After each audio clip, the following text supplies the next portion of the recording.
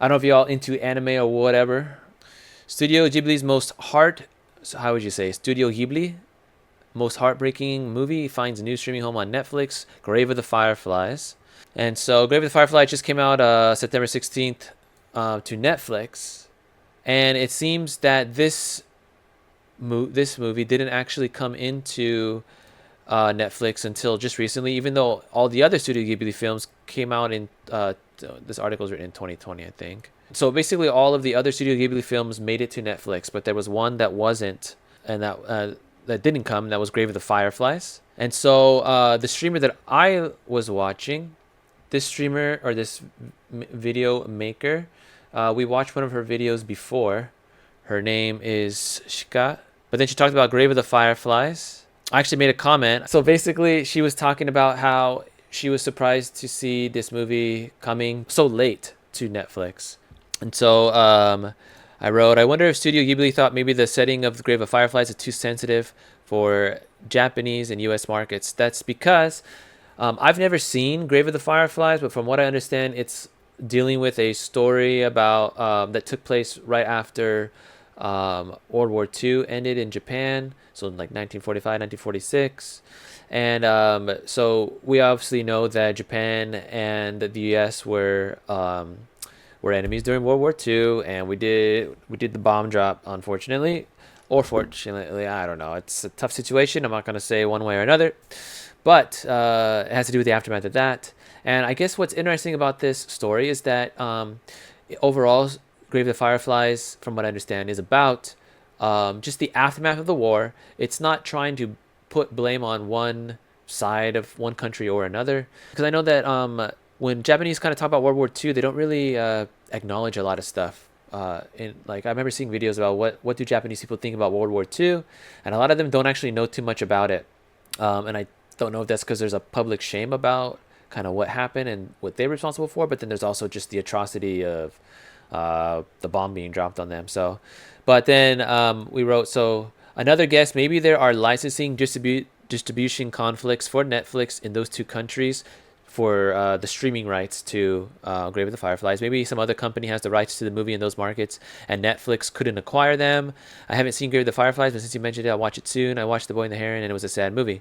Yeah, I watched The Boy and the Heron at the end of last year, I think, when it came out in the movie theaters. So anyway, she actually responded, and she just wrote, "I see."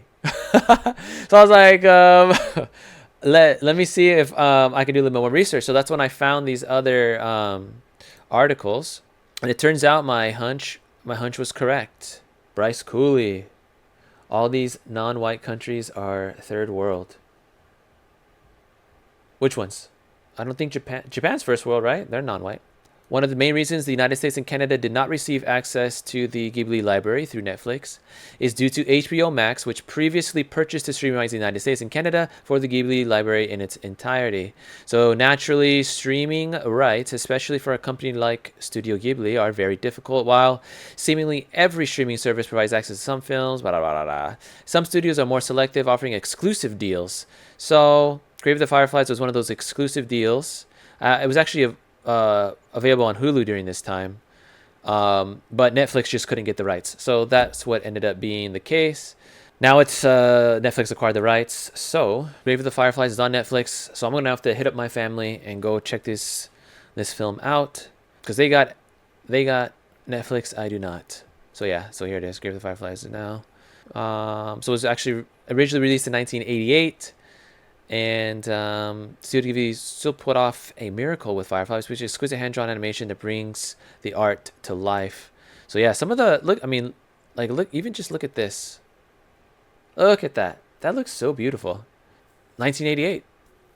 So definitely interested in checking that movie out. I haven't really watched too many Studio Ghibli films, but I think this is going to be on my watch list soon. So, have any of you guys seen Grave of the Fireflies? One of these articles I was reading was talking about how basically the streaming rights were actually really hard. You have Raimundo. How did you like it? Did you think it was good?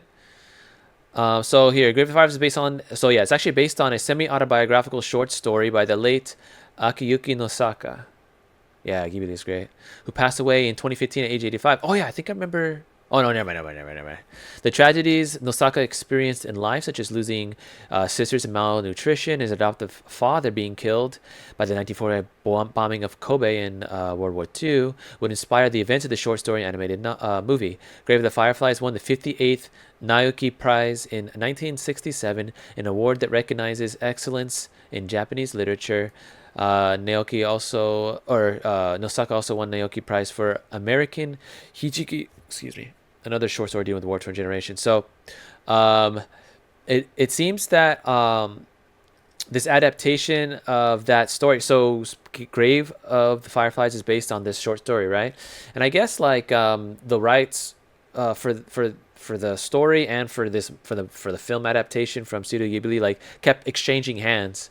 So maybe that's also why 'cause I think what Shika was saying was that not even Netflix Japan had the rights to Grave of the Fireflies until recently either. Or maybe she was complaining that they still don't have it. I don't know, but I think it has to do with rights.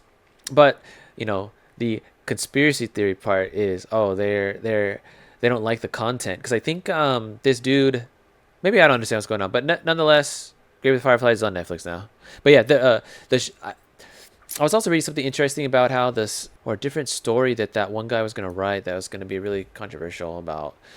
Even though he was Japanese, he was going to be critical of the Japanese government. So that's what I was thinking. Like maybe they didn't want to. But he ended up dying before that story got written or that whatever. Anyway, I don't know what I'm talking about anymore.